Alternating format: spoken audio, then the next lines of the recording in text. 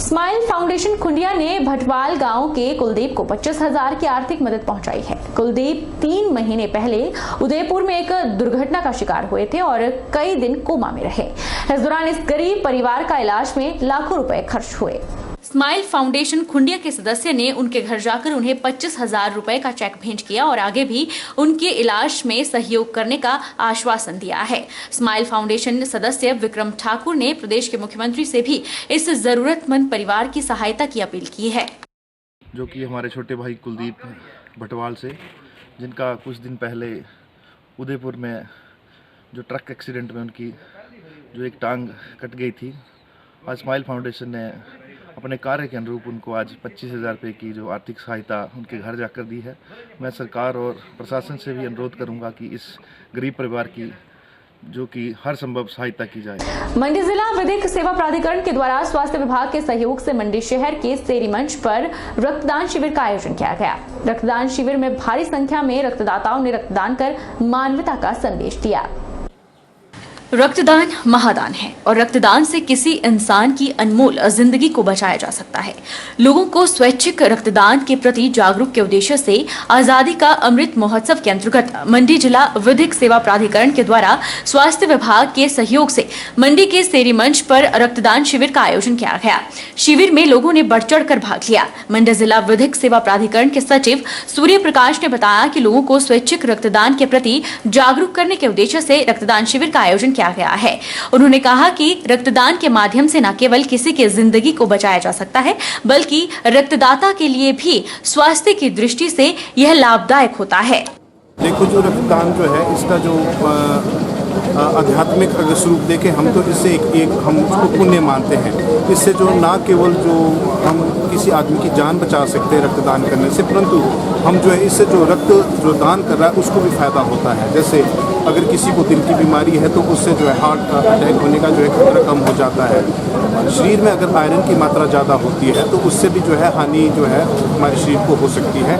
और लोगों को साथ में हम ये भी बता रहे हैं कि भाई आप ज़्यादा से ज़्यादा जो है बढ़ चढ़ के इस रक्तदान शिविर में भाग लें, क्योंकि ये जो है लोगों की जो रक्त जो है हमारा जो है लोगों की जान बचाने के काम आता है। कोई गरीब आदमी है और जैसे कोई एक्सीडेंट है, कोई ऑपरेशन होना है, तो इस तरीके से जो है ये जो ब्लड आज हम डोनेट कर रहे हैं ये लोगों को जो है काम आएगा। तो जो ये शिविर है हम लोगों को यही जो है बताने की कोशिश कर रहे हैं, क्योंकि सोसाइटी में जो रक्तदान से लेकर जो है लोगों में मिथ है, वो कहते हैं कि भाई इससे हमारे शरीर को कोई खतरा हो जाएगा, हमको कमजोरी आएगी। तो मैं ये कहता हूँ कि भाई हमारे साथ जो डॉक्टर्स की भी टीम है यहाँ पे, तो मैं ये कहता हूँ कि रक्तदान करने से कोई कमजोरी नहीं आती है। एलिमेंट्री प्रशिक्षित अध्यापक संघ हिमाचल प्रदेश की राज्य स्तरीय बैठक का आयोजन विश्राम गृह नालागढ़ में प्रदेश अध्यक्ष गुरदेव सिंह चंदेल की अध्यक्षता में किया गया। इस बैठक में राज्य में जेबीटी के रिक्त पदों को भरने बारे एक सूत्रीय मांग पत्र तैयार कर एसडीएम नालागढ़ के माध्यम से प्रदेश के मुख्यमंत्री को प्रेषित किया गया। बैठक की अध्यक्षता करते हुए गुरदेव चंदेल ने कहा कि राज्य जेबीटी अध्यापकों के 3,000 से अधिक पद रिक्त हैं, जिसमें जिला सोलन में भी जेबीटी के 300 पद खाली हैं। स्कूलों में अध्यापक न होने से शिक्षण कार्य प्रभावित हो रहा है। कोरोना के चलते पहले ही स्कूल बंद रहे, अब स्कूल खुल गए, लेकिन प्रदेश में दर्जनों स्कूल प्रतिनियुक्त पर चल रहे हैं। उन्होंने सरकार से मांग की है कि शीघ्र ही यह पद भरे जाएं और पद भरने के लिए काउंसलिंग पिछले वर्ष फरवरी माह में हो चुकी है और अभी तक उसका परिणाम नहीं निकला है। जल्द ही इसका परिणाम निकालकर प्रशिक्षित अध्यापक को स्कूल में तैनात किया जाए। जो कि हमारा जो राज्य में 3,000 के करीब जेबीटी अध्यापकों के पद रिक्त पड़े हुए हैं, उनकी जो काउंसलिंग का प्रोसेस है वो पूरा किया जा चुका है सरकार के माध्यम से। तो अब उनका जो रिजल्ट है वो पेंडिंग है। जैसे काउंसलिंग का प्रोसेस जो है हमारी सरकार ने फरवरी 2021 में उसको कंप्लीट कर लिया था, तो अभी तक उनकी जो है वैकेंट पोस्टें फिल नहीं हुई है। उसको लेकर के हमने एसडीएम साहब को एक मांग पत्र दिया है, जिसमें हमारे सोलन जिला में लगभग 300 के करीब पद जेबीटी अध्यापकों के रिक्त पड़े हुए हैं पिछले लंबे समय से, जिसमें कि हमारे रामशहर ब्लॉक में 50 के करीब पद रिक्त है। इसके साथ ही हमारा जो नालागढ़ ब्लॉक है इसमें भी 50 के करीब पद रिक्त है। तो मेरा माननीय मुख्यमंत्री जी से इस एसडीएम कार्यालय मिनी सचिवालय नालागढ़ के माध्यम से यही अनुरोध रहेगा कि जेबीटी अध्यापकों के जो रिक्त पद है शीघ्र अतिशीघ्र इनको जो है भरा जाए। हम यहाँ अपना जो जेबीटी शिक्षकों का जो रिक्त पद है उनको भरने के लिए अपना ज्ञापन देने के लिए आए हैं। 2 साल हो चुके हैं हमारी काउंसलिंग हुई है, लेकिन सरकार जो है अभी तक हमें हमारा जेवीटी का जो रिज़ल्ट है वो घोषित नहीं कर रही है। उसके विषय में हम यहाँ पे आज एकत्रित हुए। जोगिंदरनगर एसडीएम कार्यालय में कैरियर काउंसलिंग में विद्यार्थियों को एसडीएम ने सफलता के टिप्स दिए। झलवान स्थित गुरुकुल पब्लिक स्कूल के विद्यार्थियों के साथ एसडीएम की इस मुलाकात में स्कूल के मेधावी विद्यार्थियों की कैरियर काउंसलिंग हुई। एसडीएम कार्यालय में विद्यार्थियों की कैरियर काउंसलिंग में एसडीएम विशाल शर्मा ने बताया कि मेहनत के बलबूते से ही हम अपने निर्धारित लक्ष्य में सफलता हासिल कर सकते हैं। दृढ़ इच्छा शक्ति के साथ अगर हम मेहनत करेंगे तो सफलता हमारे कदम चूमेगी। एसडीएम कार्यालय में विद्यार्थियों की कैरियर काउंसलिंग में एसडीएम विशाल शर्मा ने बताया कि मेहनत के बलबूते से ही हम अपने निर्धारित लक्ष्य में सफलता हासिल कर सकते हैं। उन्होंने प्रशासनिक सेवाओं में पुलिस, इंजीनियर और सेना के उच्चाधिकारी बनने वाले विद्यार्थियों से सीधी बात कर उनके सपनों को साकार करने पर ऐसी अनेकों बातों पर चर्चा करते हुए बताया कि प्रैक्टिस पहले से ही लिख कर करें।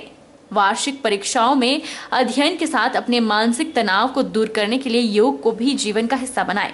हमेशा सकारात्मक व्यक्तियों के संपर्क में रहें और नकारात्मक से दूरी बनाकर अपने जीवन भर के लोगों के साथ मानवीय व्यवहार अपनाएं। इससे वे अपने तय निर्धारित लक्ष्य पर सफलता हासिल करेंगे। एसडीएम ने विद्यार्थियों को बताया कि अगर छोटे सपने देखेंगे तो उनकी सोच भी छोटी ही रह जाएगी, लिहाजा बड़े सपनों के अनुसार मेहनत करें और ज्ञान के साथ अपनी लेखन शैली को सुधारें। उन्होंने शिक्षक के साथ खेलों का महत्व भी विद्यार्थियों को बताया। और बेसिक्स आपके ये जो आज पढ़ रहे हो ना, दिस इज इम्पोर्टेंट। चाहे आप हिस्ट्री की बुक पढ़ लो, चाहे आप, और ये सारी चीज़ें इंपॉर्टेंट है। अगर आपने, जैसे वो गुड़िया बोल रही थी ना, मैंने आईपीएस बनना है, अगर आपने वो एग्ज़ाम देना है तो आपके लिए हिस्ट्री भी इम्पॉर्टेंट है, केमिस्ट्री भी इम्पॉर्टेंट है, फिजिक्स भी इम्पॉर्टेंट है, और तब तक की इम्पॉर्टेंट है। ये इवन 11th-12th की भी इतनी नहीं आती है। जो आप 10th तक पढ़ते हो, जो बेसिक्स है वो आती हैं। बख्तियार सराज मंडी के इनोवेटर ओम प्रकाश ठाकुर ने अभी तक का सबसे हाई मॉडिफाई तंदूर ई चूल्हा बनाया है। यह चूल्हा ईंट और चिकनी मिट्टी से बनाया गया है। पारंपरिक चूल्हे की तरह ही यह दिखता है, लेकिन यह एक बिल्कुल अत्याधुनिक खासियतों से लैस हाईटेक चूल्हा है। इस चूल्हे में ईंधन के रूप में लकड़ी, गोबर के उपले, कोयला, जलारू का इस्तेमाल किया जा सकता है। इस चूल्हे की और क्या खासियत है, खुद बता रहे हैं ओम प्रकाश। नमस्कार दोस्तों, आज मैं आप लोगों को बताऊंगा कि हम कैसे एक साधारण से चूल्हे को सुपर रॉकेट स्टोव में बदल सकते हैं। जैसे आप देख रहे हैं, ये ईंट और मिट्टी से बनाया गया एक चूल्हा है। इसमें ये जो यहाँ पर जो आपको होल दिखाई दे रहा है, तो ये है इसका जहाँ आग जलेगी। जैसा आप देख सकते हैं कि अभी हम आग जलाएंगे तो ये इसका कंट्रोल सिस्टम है, जहां से इसकी हर एक चीज को कंट्रोल किया जा सकता है। फॉर एग्जांपल, इसमें एक पंखा लगा हुआ है, इसका कंट्रोल सिस्टम यहाँ से होता है, और इसमें जो हमारे धुएं की एग्जिट वाल्व होती है उसका कंट्रोल भी यहाँ से ही होता है, और साथ में ये जो ढक्कन लगा हुआ है इसका कंट्रोल भी यहाँ से होता है। इसी के साथ हवा को कम या ज्यादा करना, उसका कंट्रोल भी यहाँ से होता है। जैसे अब हम आग जलाएंगे तो जैसे ही स्विच हमने ऑन कर दी तो यहाँ पर रेड लाइट आएगी, जिसका मतलब यह है कि कंट्रोल के लिए स्विचेस तैयार है। जैसे यहाँ पर 2 स्विच लगे हुए हैं, एक स्विच को हम जैसे ही नीचे की ओर पुश करेंगे तो उसका मतलब है कि जैसे हम इस ढक्कन को हटाएंगे। अब जैसे ही ढक्कन हट गया तो हम आग जला सकते हैं।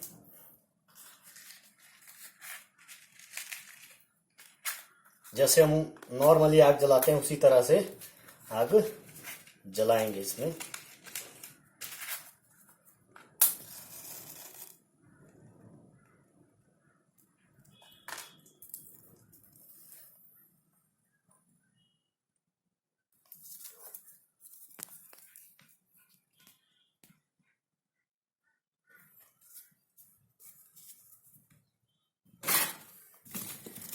ये हमने इसमें लकड़ियां डाल दी। जैसे ये इस समय जो है नॉर्मल तरीके से जल रहा है। नॉर्मल तरीके का मतलब ये होता है कि जैसे यहाँ से हवा जाएगी, यहाँ आग जलेगी, यहाँ से धुआं बाहर जाएगा, तो ये नॉर्मल तरीका हुआ। अब इसमें एक और भी तरीका है। जैसे यहाँ पर एक पंखा लगा हुआ है, इस बटन से हम पंखे को ऑन करेंगे तो आप देख सकते हैं कि जैसे ही पंखा ऑन हुआ तो यहाँ पर आग की फ्लेम भी बढ़ना शुरू हो जाएगी और ये धुआं भी आग में कन्वर्ट होना शुरू हो जाएगा। जैसे आप देख सकते हैं धीरे धीरे, देखिए इस तरह से जैसे हमने धुएं का वो रोक दिया है बल्ब, तो क्या हुआ कि सारी आग आगे से आना शुरू होगी, जिसके साथ धुआं भी आना शुरू हो गया। और इसी तरह से एक और जहां हिमाचल प्रदेश में कड़ाके की ठंड पड़ रही है, लोग घरों में कैद हैं, घरों से लोग नहीं निकल पा रहे और ठंड से खुद को बचाने के लिए गर्म कपड़े पहन रहे हैं। वहीं दूसरी ओर ये बर्फबारी और ठंड आस्था परंपरा पर हावी पड़ रही है। ये तस्वीर पराशर की है, जहां पुजारी इस कंपाती ठंड में नंगे पैर मंदिर में अपनी सेवाएं दे रहे हैं। बहरहाल बुलेटिन में इतना ही। आप देखते रहिए HP 24x7।